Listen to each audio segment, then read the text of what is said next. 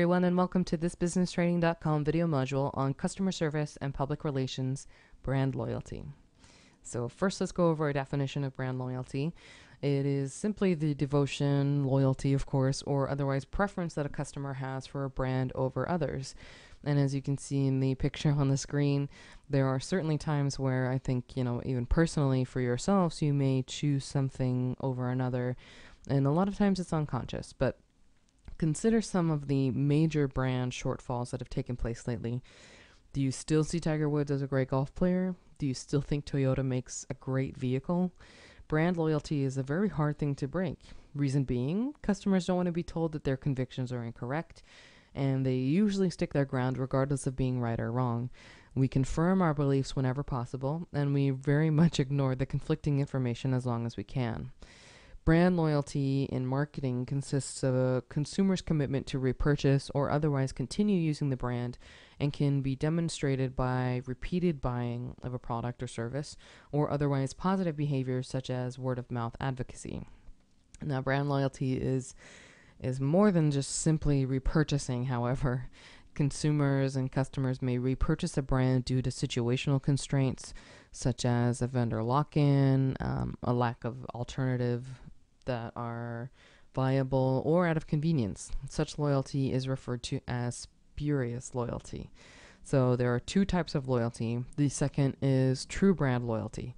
Now, spurious loyalty is really, and this is what we were talking about earlier, where a customer will buy something because perhaps they're out of your favorite brand of chips, or they're out of your favorite brand of toothpaste, but you need toothpaste. So you're going to choose a different brand this time, and perhaps you'll go back later and buy a different brand, which is the true brand loyalty.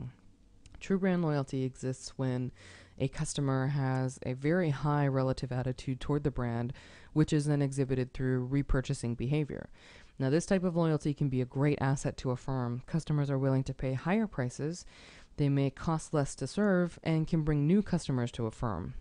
The other important part here is that spurious loyalty is a time where a customer has very low loyalty to any brand. They'll gladly choose one brand over the other based on price, based on what their friend is buying that day. It really doesn't matter. But true brand loyalty is, again, where a customer doesn't care about price, will purchase something because they love a brand, and really I think that's what loyalty comes down to, is a customer really loving a brand. So why does brand loyalty occur, or how does it occur? Why do people keep coming back to a specific brand? Well, that can really be attributed to perceptions, expectations, and storytelling.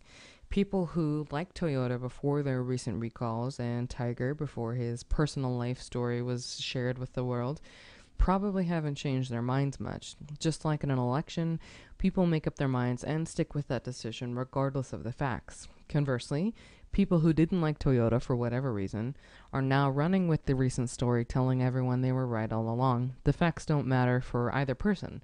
For example, if I bought a Toyota years ago and had the best experience imaginable, which I did, I would be pretty happy with Toyota. Then I would buy one of the unfortunate vehicles that needed a recall.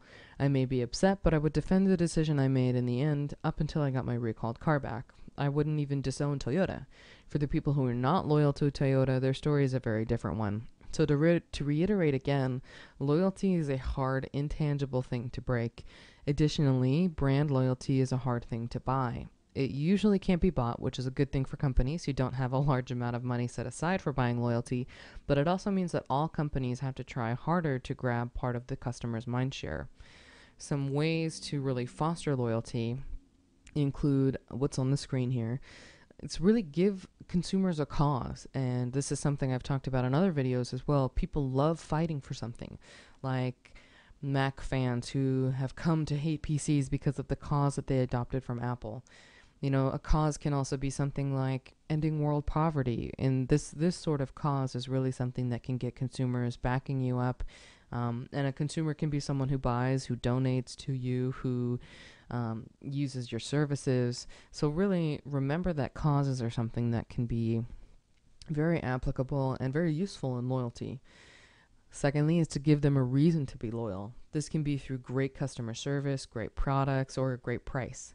Pick one area though and focus on that. From there, you need to be consistent.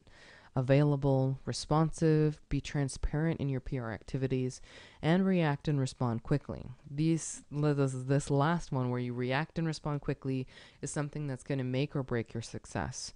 Now, Pierce Matty, a PR firm, gives this interpretation of brand loyalty. I'd like to think that brand loyalty is brought about not only because your mom wore the same brand of makeup your entire childhood, or your dad wore the same brand of suits every day to the office, but because the brand offered something to you, something of value: quality, effectiveness, and good old customer service.